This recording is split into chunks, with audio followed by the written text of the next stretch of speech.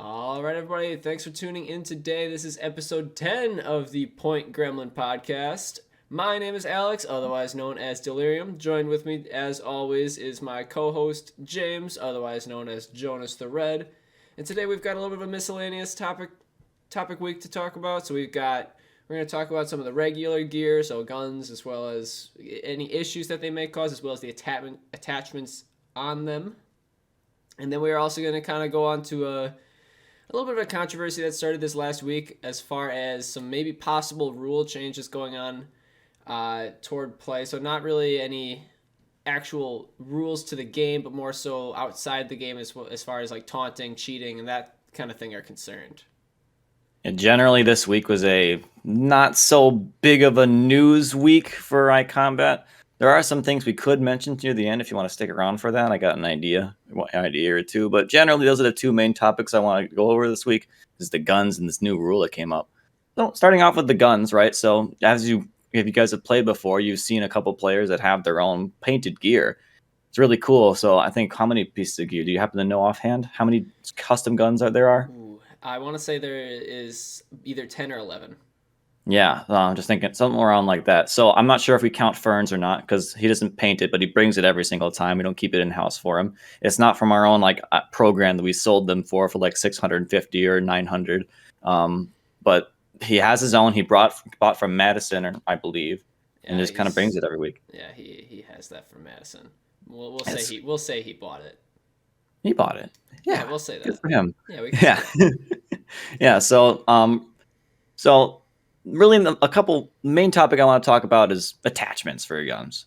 Some people will really, the main thing so far as I've seen is that people will bring little like attachments from airsoft stores and put them on top of the Picatinny rail that we have on top. All we have is one Picatinny rail and it's on the top, so you can't really add or attach many things. But if you're digging around the airsoft store, there's some things you can find in there. We have a big flashlight, some laser pointers, some, I don't know what else you could find, and I imagine some of it could be rather useful. And where do we cross the line? Where's the big deal there? So to be honest with you, I think the line should be crossed at regulars owning their own gear. I don't think it's. I thought it's a cool idea to begin with, and I have my own gear and I use it all the time. But I think if I could make the choice to go back and say that regulars aren't allowed to have their own gear and we're not going to go through and sell gear to regulars and stuff like that, I would say that would be a good idea, because it's a bigger hassle on our team leaders who already have enough to do. Team leading is definitely the hardest job we have. It's not hard, but it's time consuming. And I don't see really the benefit outweighing the cost. As far as regular gear, it's going to do nothing but get our new players upset, get some of our regulars upset, and just kind of have this weird barrier that we can't really have an easy way of players crossing. I was wondering how many of the new players actually think that, sometimes they'll mention it, but how many times do the new players actually think that, oh, that dude has a custom gun, that shit just must do more damage or something? Because they're killing me all the time, because, well, the majority of you guys that have your own guns just are better players. And sometimes they think playing on burst is just a way of cheating or something. It doesn't have a whole lot of understanding of the game. And when they see a gun that's different than everybody else's, and then they see it's colored and they're killing them all the time, like, that guy must be cheating. It's be a god gun or something. It's ridiculous. It's just not, though. So I get the question asked to me all the time by new players is that gun better than ours? That's all I ever say is the only thing that's different on my gun is the paint job and the scope. And when a regular asks me, is your gun better than a public set of gear? Like Jake asked me this week, and I said, yes, absolutely it is. It's not close. My gun will shoot faster than a public set of gear because I have it greased up as much as I want. The reload is ridiculous. It's too good to the point where the mag drops out sometimes.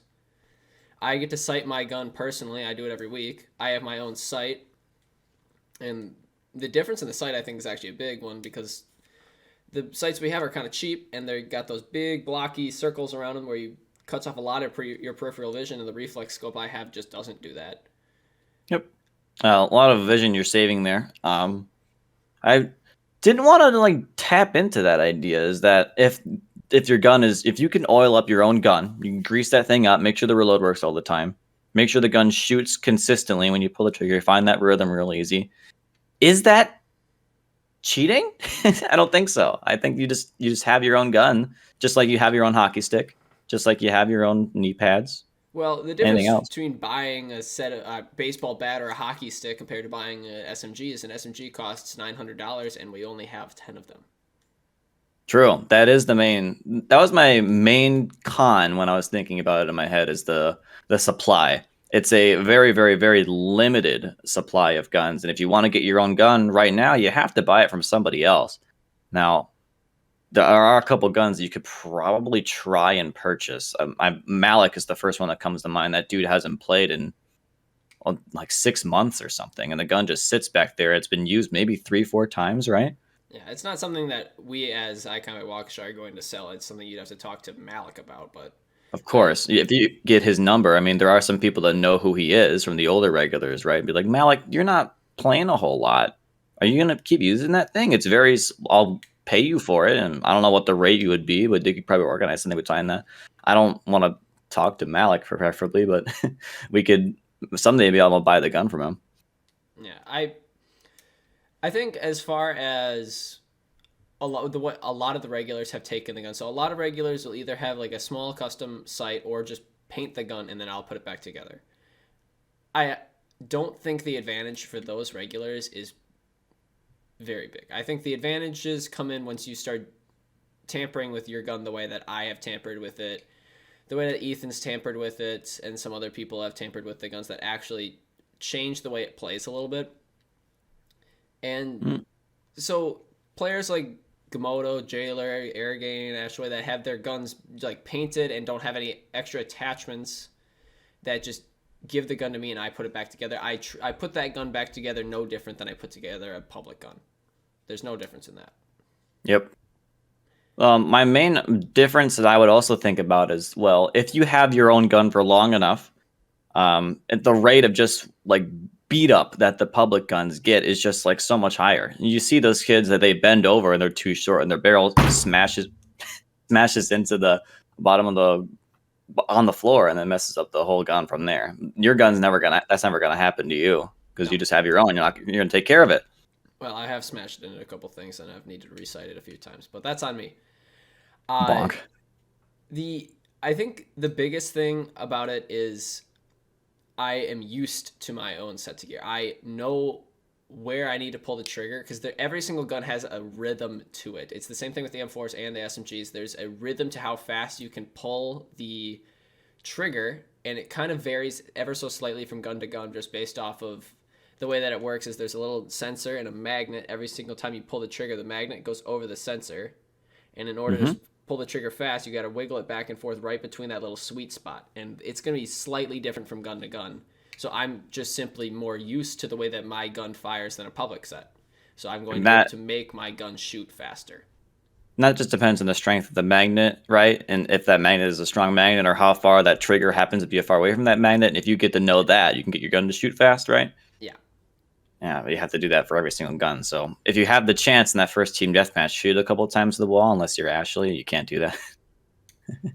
If you can't find she's not playing for rhythm anyways. You should use again. Yeah. Halo. So, and then it kind of goes into the question of, so I don't think that most regulars owning their gear is a problem. I think it's annoying because we have to sync their gear and stuff like that if they own just a gun but not a vested headband. And that's annoying, but that's something that we can deal with. I personally never have a problem with that. I kind of like syncing up everyone's stuff and kind of like putting in little neat piles and be like, hey, Lucas, come on over, grab your stuff. Hey, Donnie, come on over, grab your stuff. It's right here. I have it all set up for you. It's nice. If it doesn't more spare sets, I think that would be fine, but we don't. Yeah, sometimes I do have to go into the public gear sets and flap it down and take it from our stuff just to sync it up. Just some people just don't have it. That's something we should do. Yeah, but also the problem is with having your own set of vest and headband is you're always taped to one team. It's very, very rare that you'll see Zach on black team, for example. It's very rare you'll see yourself on black team. You guys are always on camo. Some people want to play with themselves. The main thing I'm pointing at is Lucas and Airgain. they're always playing opposite teams and they want to be on the same team together because they're brothers, right? If you have your own gear, you're just kind of destined forever to be apart.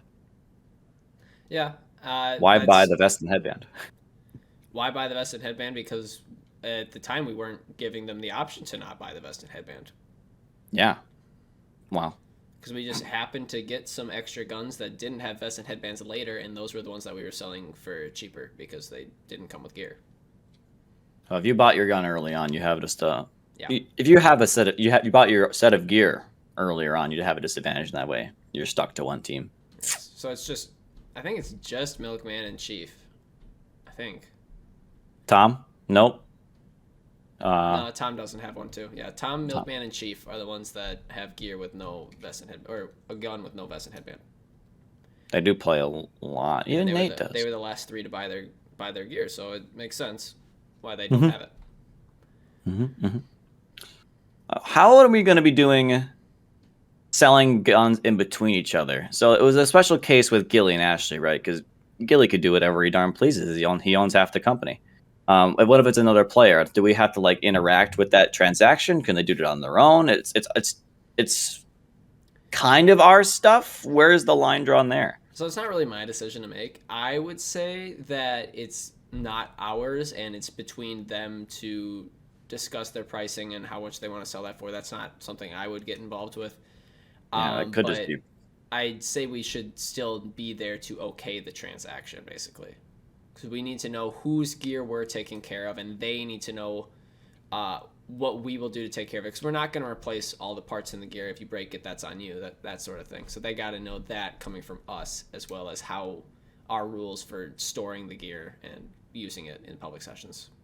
Yeah, it's a pretty special transaction. There's a lot of little stuff in there that we want to make sure that, well, obviously you know more about it than I do, but there's a lot of stuff in there that we got to make sure we know is working correctly to be playing in our field. And if they don't know the interiors. Really, you could argue that the player only really owns the shell and the muzzle, right, or the barrel, right? If they're only the ones that are taking those home and everything else has to stay here all the time, they don't own the internal parts. I don't know, actually, to be honest with you. For all I know, we're only actually selling the right to use the gun. I'm not actually sure. It's up in the air, and it's going to be up in the air for a while. And I guess this is the first time we've seen the inside of the can. I'm sure my father and Jeremy know more about that, but that's not something I know. That's kind of like legal things with patents and. Well, I think it's a very special situation we have, but there are consigns to it that I think it's so cool. Some people have their own laser gun, and some places already do it, right? Laser Tag Pro. I know Chief has his own gun from Laser Tag Pro. I don't know if you could buy the CMP guns to have your own. That's a Luis question. I should have asked him last week, or not 2 weeks ago. Oh.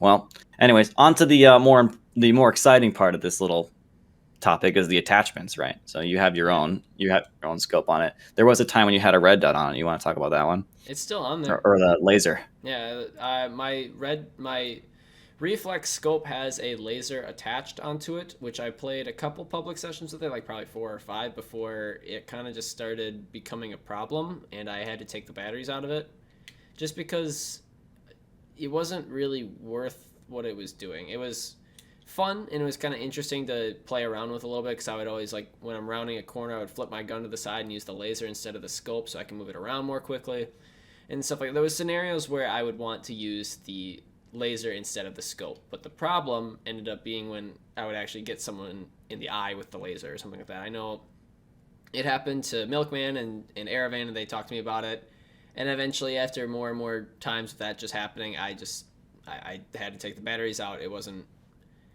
worth it. I thought it was cool to begin with, but in practice it just ended up working out very well. I think in airsoft fields they might allow a certain brightness of laser. I know flashlights they definitely allow, but the main thing is that our place is that you're not expecting to get shot in the eye with a laser unless it's an infrared light. Otherwise, the field is super, super dark, and flashlights and lasers become just like super, super, super potent, and they're gonna blast somebody, and I don't know what the legal issues are with that one. You want to be careful with it until we open up more of the can. Well, it's actually an interesting thing because when I started playing, not too long after it, corporate developed a scope that wasn't actually a scope. It was just a rail-mounted laser sight. That there was only two guns that had the rail-mounted laser sight, and they were letting people just try playing with it. So it was something that corporate actually brought to iCombat at one point. Was just these lasers to play the game with, and most people hated it. Me and Aravan thought it was funny. That's about it. I know Aravan liked it. I thought it was okay. Was it better or worse? Do you remember? Oh, it was definitely worse than just a scope because you can't aim down scope. It was a laser that was kind of really hard to sight, and it was like any little movement in the gun would flicker that laser like crazy. So Oh, you're it looking all the way down the street. It was hard to use, interesting concept, but it was exactly the same thing that I have on my gun basically, except I also have a scope. No one had a problem with it getting blasted in their eyes or anything? I don't remember ever having a problem with that. Maybe they're doing something different out there. Maybe the Frogman can tell us. Nothing I can recollect. Oh, well. Okay, so there are some other attachments. We went to the airsoft store as well. And we got a flashlight, right? We do. I got a flashlight. Well, I forgot what the lumens were on it. It was like 400. Really? I thought it was 400 lumens. Yeah, well, Or whatever maybe number it 100. was. It might have been 100. The guy at the store when we bought them, he's like, "Yeah, I use a one with 1,000 lumens on the field when I'm playing. It isn't getting anyone anywhere." Well, they're playing outside and they're playing like miles away from each other because they're flinging pellets back and forth across like a field. Yeah. We're like always danger close around every single corner you turn, and you have a flashlight that's all in a dark room is going to get you in the eyes and just going to annihilate you. Just the power of the sun explodes your eyeballs, and Yeah, it's it'd be cool. way too bright, and it also does have its strobe option, which is funny. Yeah. If you've seen it, I've been playing with it sometimes. I don't want to play with it unless it's like a really special session where I'm allowed to burn someone's retinas for free. But it's really awesome at like getting inside of mansion or market. You just light the whole thing up. Fun button's not a problem anymore. I get to see the whole thing, and I could blind anyone that's staring at me. I just win the gunfight, period. And it's an interesting piece of equipment because I actually don't think that it gives too much of an advantage to the player that holds the flashlight. I think the problem comes from the fact that it's ridiculously bright. And if I put that thing on my gun, which I could, there's technically no rule saying I can't. I own my own set of gear and I'm allowed to customize it. So there's no rule saying I can't put this thing on my gun currently, at least. Right. And I could just play a session with it. And I guarantee if I played a session with this stupid flashlight attached to my gun, there would be complaints. Oh, there'd be complaints. People would be screaming at you and at the staff. Yeah. Over and over about this dude can't do this. But there's nothing against it yet. Yeah. Because no one's crossed that line yet. Now we're gonna get someone who does. Someone's gonna go to the air stuff store before we open tomorrow and come with a stupid white flashlight. Yeah, waste your money. Yeah, do it. So yeah, go ahead. I like the idea of being able to have the flashlight on my gun, especially because lower market and mansion, for some reason, I feel like have been darker this last year than ever before. And it's way too dark down there. The lights that are in there for mood lighting are just off, right? They're dead. So having this flashlight attachment works two ways. It's kind of a double-edged sword. I can see better in front of me, and you can very obviously see where I am because there's this big white light being emitted from my gun. So it's not that it gives me this incredible advantage per se, and I don't know, if I had one that wasn't so offensive to the eyes and kind of just lit the room up without putting the unmatched power of the sun in your retinas, would it be a problem? I don't think it would. If you had that good balance, but then it wouldn't be doing what the flashlight's meant to do. You turn the corner and the flashlight is meant to give the power of the sun into somebody's eyeballs so you can stun them effectively. Because you're not expecting to get, like, the flashlight would be so bright that you wouldn't be able to tell where that person is. The room would just be lit up. You'd be lit up. Your eyes would be like dilating because you're in a dark room. That's how it's meant to be used, is my understanding. But if we were going to play and balance it for our field, it would just be I got a little flashlight in my gun, and I can see the dark room better. I can see Donnie hiding in the corner. There he is. You can also see the heck out of me. Well, it's all I want. That's all I want the flashlight to be. I don't want it to be anything ridiculous, but that's not necessarily a rule, you know? Our flashlights. So most Picatinny mounted flashlights come with like an X amount of lumens, and like any lumens that are the majority of the flashlights that are sold for airsoft have a really high lumens level that just are too high for our field. So what we'd have to do is we tried just putting a rag over the front of it, and it would just light up the room just like a little bit. It would just kind of give like a little like dinky little light bulb in front. Yeah, Wouldn't help a whole lot. It made it so you could see in the room far better than you could before, but you still have this illumination from your gun that's not harmful to the eyes, but is capable of lighting up the room. And the only reason I haven't used it in a session yet is because I haven't wanted to have this janky flashlight attached to my gun. It's also heavy. It's a very heavy flashlight. Yeah. Yeah. And imagine if you're already playing with any other attachments too, if you have a GoPro attached to your camera, just how much heavier your gun gets. Yep. Sometimes I'll hand my camera to some players, like, can you record this session for me? I need some footage for XYZ. And then they're like, I don't want to play with the camera. The camera just like moves the gun off balance. I was like, yeah, sure. I wouldn't have that problem, but heck yeah, I'm not going to say no. It's like, no, play with the camera. It's funny how some of the attachments will weigh down one side of the gun and make it harder for you to aim. Your muscle memory is just like changed. Right. Yeah. And it kind of also brings up the question is, besides just the flashlight, what could I put on? Where is the line being drawn with the attachments? So what can I put on my gun that is a problem? What can I put on my gun that isn't a problem? Mm-hmm. So I'd say, I think the laser has its places, but it has its flaws as well. Same with the flashlight. But what if I decided I have this stupid little attachment at the front of my gun that I put on the rail and it blocks the gun sensor? I'd say that's cheating. That would be cheating. So I don't know if everyone here has played Smash or not, but in Smash Brothers Melee, people are buying their own controllers with little like notches around the analog stick, so you can get your analog stick to land just exactly in the right spot, so you can do a move pretty consistently. They've deemed that as just totally legal. You can totally do that to your gun. And like, how much of an advantage does it give you, right? It's just a controller. I'd imagine if that's not the original Nintendo controller, why isn't that banned? They said that's okay. I'm saying is that the line is further than I thought it could be. Nate's reload's an example of that. If Nate's reloading switch worked the way we think it does or it should, I think it'd still be okay, but it's getting closer to that line. Yeah, I agree. And so Nate's got the extended button. So his little button has this little attachment that pulls out just slightly, so the little square becomes kind of this little rectangle, and he doesn't have to reach as far with his finger to press it. Now, personally, I hate that thing, but I think it is a bigger hindrance than a help when he's playing. He doesn't use it. He doesn't. He doesn't use it the way it does. He still presses the button. He doesn't press the attachment. It just extends it a little bit, so you could push the tip of it and it would eject. Yeah. So if you want it to get it to work the way you think it does, you'd have to loosen the mag bar incredibly. And if you loosen the mag bar super much, then the mag just falls out all the time. And it does. It happens to him. He ejects the mag, and then the bar pops out, and then he has to oh, frick, and he moves it over and pushes it back into the gun, then smacks it, pulls back on the charging handle. It just adds so much time to his reload. It actually makes his gun worse sometimes because his reload just takes longer. Yeah. So I don't know. Nate has the gun, so I don't know how much it really affects it.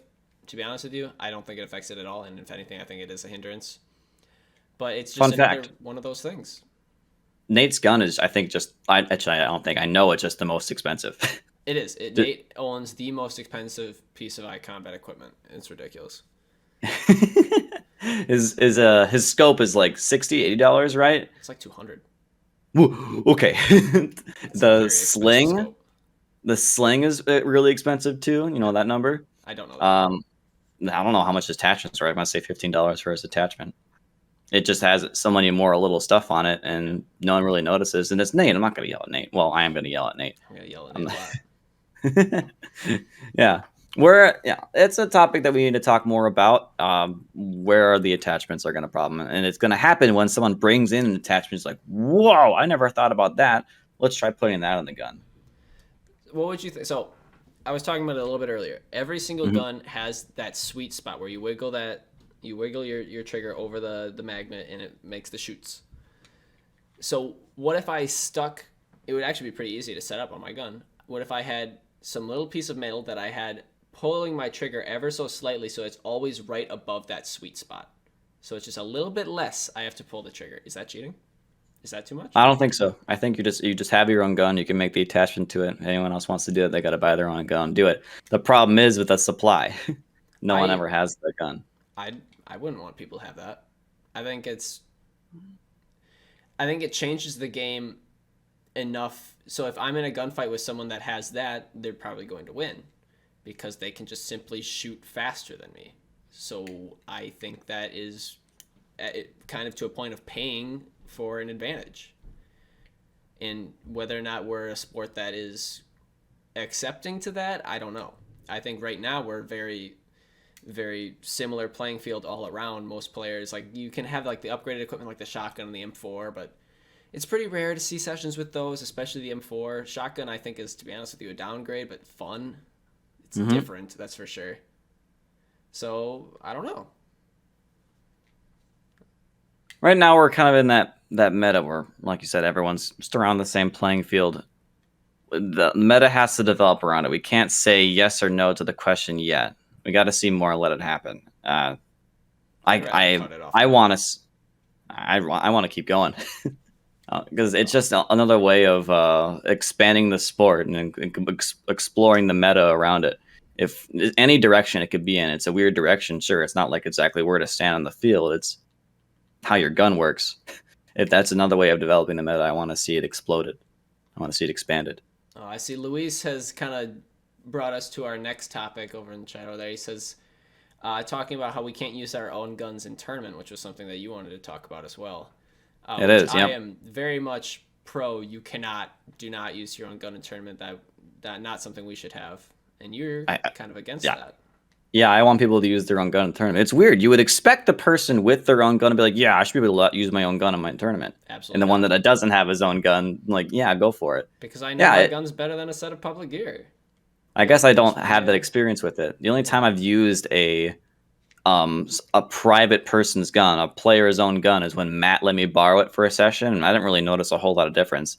I don't like your trigger, Matt. It's really hard to pull it and get the rhythm on it. Maybe he has the trigger finger now for and get it, but like generally, I died just as much with it. I didn't notice it was better. It's only better if you spend a whole lot of time with the gun So the until we first get more time attachments. we had this question brought up, it was a year ago, basically. So last year's tournament, Ethan was the only player that owned his own gear. He was the only one that had his own set. And the only difference between his gun and a public set was the fact that we had put it together not too long ago, and it was slightly blue because it had paint primer on it. It's just a little tinted blue. And we asked the public of the tournament, would you be okay with him playing with his own set of gear? And generally the feedback we got was no. We got a lot of people saying they don't care, but the feedback we got was no. I back then I wouldn't really have cared either way, just because there's nothing changed on that gun. But now that we have so many sets of gun that have like loud paint jobs, different scopes, some weird little attachments, I'd say no. You got to use the public set. It's You're using the tournament set gear. I think what's going to happen is that the longer we have people using their own sets of gear, the more accepted it's going to be. The more people aren't going to be scared of the fact that does the gun actually, how much better is it? It's better. And they start to accept it more. You Yeah, can you could start say using that. mine more. It's better. Okay, maybe I'll take you up on that. In one Yeah. session, I will borrow your gun. Like, yo, this gun's just busted. People think it's heavy. I don't know why. They always say my gun's You're heavy. heavy. Yep. I haven't noticed that. I've noticed your mag release is really tight, but you do that on purpose. It is. Yeah, I think maybe you loosened it recently, but the button used to be really hard to press Oh, because it you only used to be. reload a specific way. You bring the gun down, hit yourself, I just and never it noticed. ejects. It's fine now. I Yeah. just greased it to all shit. Now the mag falls out because it's too greased. Gravity Side too note, I tight. love it when you eject a gun and then the mag actually drops and then you can hear the sound of the mag stopping and it makes that really distinct like dunk noise. That's when I think you got a good gun out of the armory. Oh, I think I know what you're saying. Camo 37, yeah, Camo 37 has to be doing it right now. It's great. I don't know if it's actually 37 or not, but I know there's some guns out there that are really really good right now. I Grease them to love the shit. sounds it makes. Yeah. Put so much grease in those mag shuttles. I don't Okay, know. Moving on. moving on. All right. So the next topic was kind of a controversy that started this last weekend, and it's call outs is the wrong word, but we were going to talk about kind of a newer take on cheating and toxic play behavior. So this last weekend we had quite a few players that were doing the screaming of "You're done" every single game, and it was every single game. It was constantly all I could hear from the front counter was "You're done, you're done, you're done, you're done, you're done" from different people screaming constantly. And Woodland starting all that. And eventually later in the night we kind of cracked down on it and said we're not going to do it for the rest of the night. It's not something we want to keep going on. Personally, I really agree with it. I think it was getting to a point where it was toxic. We were getting to a point where we were screaming, our regulars were screaming, "You're done," or "Go back to spawn" to our new players. And we were not encouraging like teamwork and sportsmanlike conduct. We were more so supporting our regulars behaving like children. Mm-hmm.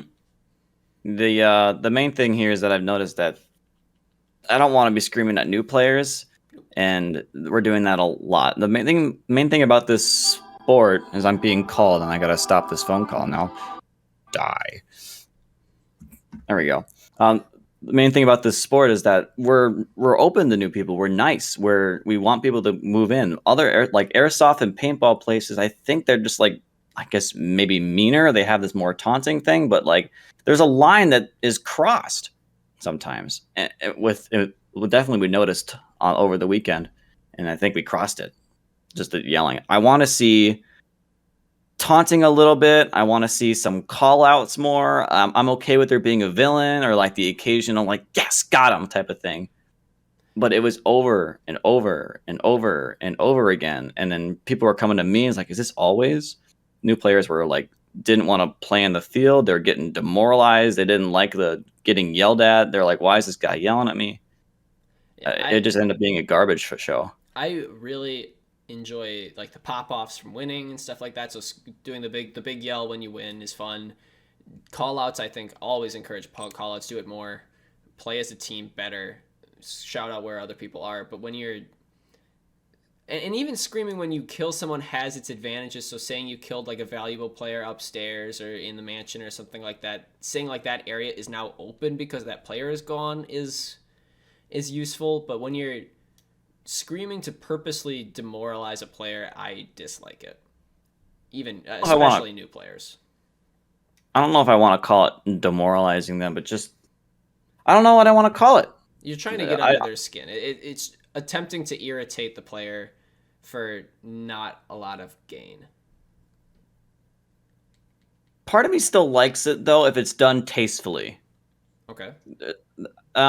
Zombie does it really well, I think. Just yelling die at somebody, I think, is cool. I mean, maybe I'm a little bit biased. I think everyone likes Zombie. But I think he does it well enough where it's like it's not really a problem when he yells at somebody, or if Siren does the same thing. I don't know what's different about it though. What is different about it? To be honest with you, it's kind of hard to draw that line. I think it's the purpose of it though. I don't think it's the intentions behind it. The intentions behind what was going on last weekend was to get people mad, was to get people upset. I have never gotten that that's Zombie's intention when he's screaming die at me. I normally laugh and walk back to spawn. But this weekend was the attention, the the purpose was to get people mad and was to get people riled up, even new players, which is just stupid. Yeah, if you can get under somebody's skin, they're gonna play worse, right? And that's all way of winning. We were talking about this before the show started. Is like you want to specifically play the game for the game, where some people want to play the game just to win. Any advantage is a good advantage. If you're playing if you get under someone's skin, make them play better, they're gonna lose. You don't have that big of a value in as much as I do. You know what I mean? I think that's less playing the game and playing the person, which I to be honest with you, to a point enjoy, but I don't think the mental game should be as big of a part of it. I think it should be learning how that player plays and playing around it. I think you should be whatever you're doing should be done through laser tag. It shouldn't be done through antagonizing and confronting. We have the rule no confronting. And I think what was happening this weekend was breaking that rule. Yeah, I can't. The confronting rule. Sometimes I want to say it's just physical. No, Nope. it's Nope. it's there's a line that's crossed, and that's what a lot of team leading is, which sucks. Is that where the hell do they cross that line, and how do I call it quickly enough that it's effective? And it never is. Yeah, new players all the time when I kill them will say a bunch of garbage. Most of the time, I don't care. Dead talking, I don't even care. But it's when players are getting all pissy, getting kind of coming after me as a person rather than a player. That kind of stuff always bothers me. So I don't like it at all. Okay, yeah, I think I agree with you in there when it's going after the person itself, trying to make sure that person, I don't know, like a person gets mad if you go over them. I think that's going too far. I think you want to learn the player more. I think you do it in Magic, but like not a whole lot of people that are in the chat are gonna understand the Magic reference. But you and I both know what we're talking about. Yeah. Yep. Play the person, not play the. I don't know. Play the emotions. I guess. Figure out their habits and play accordingly, but doing it in a confronting manner, I think, is poor. Okay. The other thing that was kind of brought up, to the extent of what was happening this last weekend, was kind of a cheating. Thoughts on cheating. We had not like any big cases of exact cheating. We did have some, but kind of as a staff, we're agreeing to crack down on it a little bit more. So regulars, especially, you guys know the rules and you know when you're breaking the rules, and when you're doing that, I'm just going to pull you off the field. I'm not going to deal with it. It's hard. I don't know when sometimes they're crossing the line. I'm not sure if I have to exactly see it when I have to pull somebody off the field. If I can infer it, or I can guess like 100% they're the one doing it when I can get them for it. It's hard, and I never want to be wrong. Yep. I never want to be the one that makes the wrong play. I think that happened. Do you want to talk about that one? I think it happened where you made a wrong play, a wrong call on someone cheating, or Zach and Hacker. I mean, it wasn't cheating. It was boosting, which is something completely different. And boosting is not considered cheating at this moment. Whether or not it will be in the future is, I don't know. We'll talk about that later, and you'd be well aware if it is. But I did make a bad call when I was my shift on Thursday, I think. Zach or Woodland was boosting with someone in Hacker during Hacker, so he was boosting back and forth, shooting the mansion target. And Woodland and generally when I'm manager, I will kill the two people who are boosting from ice. I'll tell them to go back to spawn and stop doing it. Woodland was breaking another rule where he was telling the enemy team when his team was entering the room so that the person he was boosting with wouldn't die. Which, yeah, I yelled at him for that and definitely killed him from ice. But I ended up killing Woodland and Zach from ice because that's who I thought was boosting. Well, it ended up actually being Woodland and the German. So the German... Woodland was talking to... It was like saying... He was calling to Zach, right? Yeah. But he was on the other side of the wall, and Woodland thought he was talking to Zach, right? Yeah, Woodland was talking to Zach. Woodland thought Zach was the other person on the other side of the wall, but it wasn't. So I killed Zach and Zach was reasonably upset for me doing so.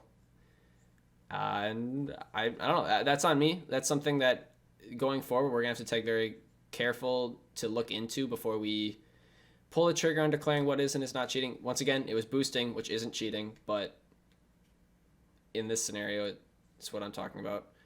Yeah. So I think that's the point I'm going for here. It's hard to tell. You have to be able to. I want to be able to infer to call somebody on cheating and not have to like 100% have 100% proof of doing it. With all the walls and rooms and places to hide on there, it's really hard to catch people being a cheaty goblin. You have to see it 100% of the time in order to 100% get them on it, and I can never catch them. Yep. I can never catch them unless I'm particularly hunting for that person, and if they know if I'm particularly hunting for that person, they generally know it, and they're gonna try and everything they can to get away from me. It happens all the time. It even happens with new players, dude. This new player wouldn't put his darn sling on, and I was like, "Yo, dude, come back here," and he just started going. He ran all the way around the map just trying to avoid the heck out of me. And it was like, all right, Simpson, the second this dude respawns back and kill him once again. And he's not playing until I talk to him. And he just kept going around and running around away from me. And I almost lost him until he ended up dying. That's the thing. It's hard to catch him. It's hard to get him. Right. And there's another, I'm not going to name any names for this one, but another issue that came up this weekend is there was a player whose gear was unsunk. And which is on us. We need to be careful to make sure our players on the field, their gear is sunk. We normally try and take pretty good precautions on it, but it ended up getting slipping through. And that player recognized it and started covering. Well, Damien came downstairs and told me that the player that's gear was unsunk was covering their sensor as well. They recognized that their gear was unsunk and began to cover their gun sensor. So I was looking on the field for that player, and I didn't end up seeing it. I couldn't prove it. I sunk their gear back up, and I told them that if I actually saw them doing it, I was going to kick them off the field, but I didn't see it. I can't kick someone off the field from hearsay. And sometimes I wish you could, but I know it's not the right play to do. Nope. I got to be able to see it. Exactly. So bad. So in airsoft fields, I'm seeing is that generally there's like a big tower in the center of the field you can see everything from. Players aren't allowed to climb the tower. They stand on top of the roof of a car, and players aren't allowed to climb on top of the roof of the car. And you can generally see the whole field from there. You can catch it pretty easily. Our darn field is so corners and cramps and rooms, and you can't see anything. I'm just complaining at this point. Yeah. Yeah. Okay. So another one I wanted to talk about was I think what happened over the weekend. Another one. A lot of rule breaking, I'm realizing, is yelling from the balcony. So as far as yelling from the balcony, so if you're upstairs and your friend is on the field playing or another regular is on the field playing, we technically don't have a rule against the peanut gallery. And in fact, there are people you can ask that will say we encourage it, which has just kind of always been a thing. It's not a current rule. And there was kind of a little bit of a confrontation this weekend from a new player getting upset about it, as a regular calling to another regular and new players getting upset about it. I actually wasn't there for it. I think you were, correct? Yeah, I was in ice, and it happened right next to me. I didn't want to. I know it wasn't a rule that was gonna it wasn't a rule that they were breaking, and so I didn't do anything about it. Why would I? I think the yelling from the balcony is cool. I enjoy it. I love hearing Jake yelling down to Tom, calling out Tom every single time where he is, and having him die over and over again. I think it's really, really, really funny over and over again. It's another one of those things that is so intention based. If you're doing it with the intention of being malicious or something like that, I want you to stop. But if you were doing it with the intention to kind of mess with somebody, like somebody that you know, or I don't know, have some extra fun, I don't have a problem with it at all. Yeah. And what am I supposed to do? I'm supposed to ask that person, like, were you doing that with malintent? And of course, they'll be like, no, I wasn't doing that with malintent. And then they're just going to walk away with it. They get away with it every single time. And I think that's generally the combat rules paradox, is that you're never actually breaking the rule. Well, I don't know about that, but that's something that is hard to to pin down. Mm-hmm. Yeah. So I like yelling from the I like making call-outs from the peanut gallery or the observation deck. Sometimes I guess it can be too far. I don't think it's going to change for a long, long time, but it did happen. And someone got mad. I think it was a new player that doesn't really understand the sport a whole bunch. And his team was losing, I think was the deal. He was just getting grumpy, and maybe just like a person that was susceptible to getting bullied like that. Yeah, well. It rubbed them the wrong way. Yeah. Yeah. Okay. Yeah. I'm glad we got to talk about that one at least a little bit. Not a whole lot we can go on, but I think the big one here is going to be the regulars changing their names and making new accounts and stuff. So as we'll see when we get to the 7 days this week, is that we'll see at the top of the place is a brand new account. It's Woodland, sure. It's Woodland. His name is the account name is Killer of the Dyers. But what happened the first time was when he played is he signed into the account called Stair Stepper. It's the same account. He just changed the name, and then he didn't tell anyone that he went. No, that's false. That's not even what happened. He Go made ahead. a new account under the name Stair Stepper with the player name of Hunter Reed, and then asked me to pull his Woodland account out of the session, which I did, and moved it to a later date. And then he asked me, and I asked him, was he playing in the session? To which he said, no. And I said, really? You're not playing in this session? No, I'm not playing in this session. And then he was. He just blatantly lied to me about playing in the session. I have zero problem with people making new accounts and new names. You cannot lie to me when you're playing in a session. You are messing up that session for so many other people. You're just making my life difficult. I'm not going to deal with it. I'm going to take you off the field. We already have such a huge problem with team balancing. Every single darn session. Well, not every single session. It's just not that much. I try. It's hard. I try too, and it's just you can't get it. You're not. That's a topic we've already talked about. That topic of the team balancing thing. Yeah. It's so hard to balance the teams, and if you don't know there's a regular on a team, that team just gets to win for free. Yep. Like just a powerful player like Woodland is being on one person's team, they just get to win. And there's I think that's just so much cheating. I have my own account that I made recently. It's just an alt account that I play with. Like it's made specifically for the SMGs because I used to play with the M4s. And I made sure when I first played in that account, I told damn near everybody that I was playing on a new account. And it's the exact same name. Noticeable name that is very close to your original name. It's like my accounts they used to always have the X at the beginning, the X at the end, and the first two I made were very similar because it was X Delirium X and then X Psychosis X, so both of them were kind of similar in nature. Mr. Fixer's different, but it's easy to find. It's easy to see. Yeah, and you also have to buy the shotgun under the name Mr. Fixer so you know it's me. You can. I made sure that I wasn't ruining a team ruining a session like that, and I think that's exactly the way how you ruin a session. I want there to be a rule specifically for that. Like, don't change your name like that. Absolutely, please change your name if you want to. It's fun to change your name and have a new alias for yourself. People do it all the time. Yeah, I have but several. You got to tell somebody. You got to do it. Otherwise, it just ruins the game. Period. True. And I don't want to pick on people too much this week, which we did plenty of anyways, but just don't. Ugh. Yeah. I hate having to deal with that. Woodland specifically, I do love you, man. I think you're awesome. The shit this weekend was just whack. That was whack from you, man. Okay.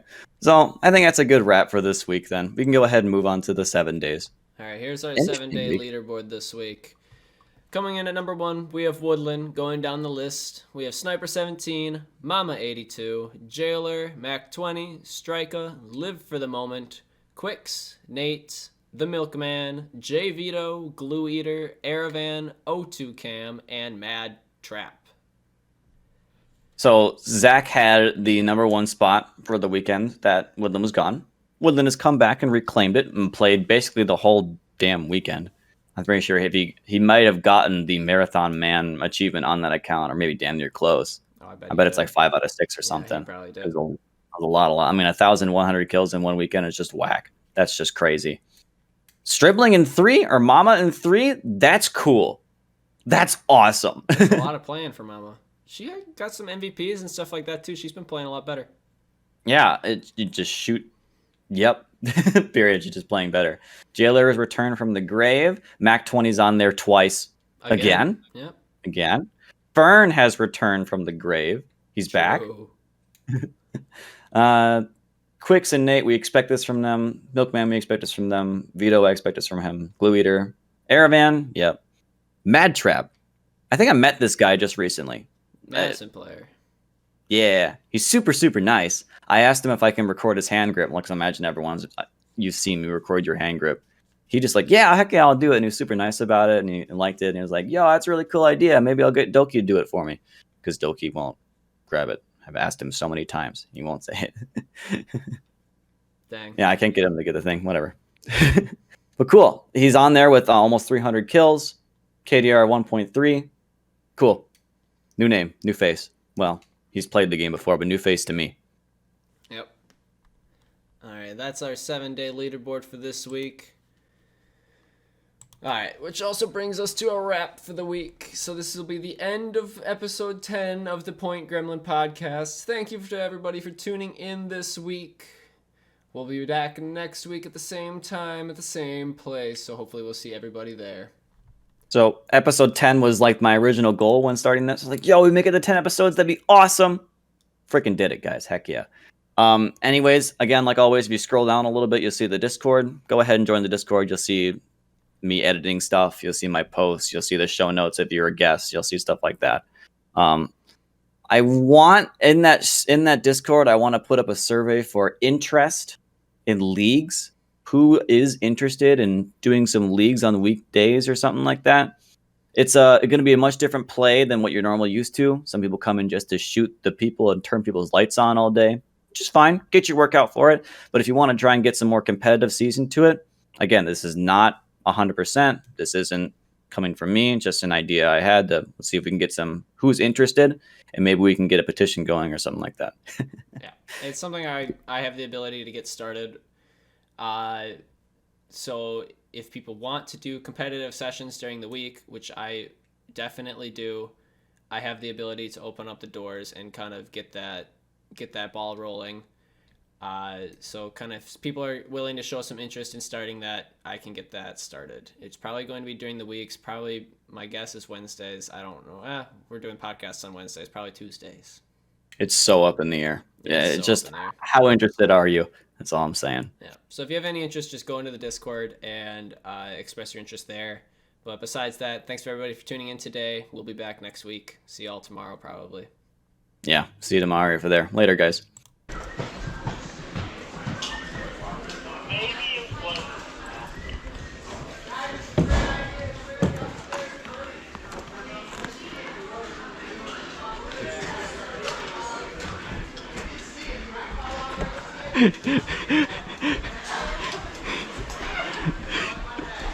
It's so cool.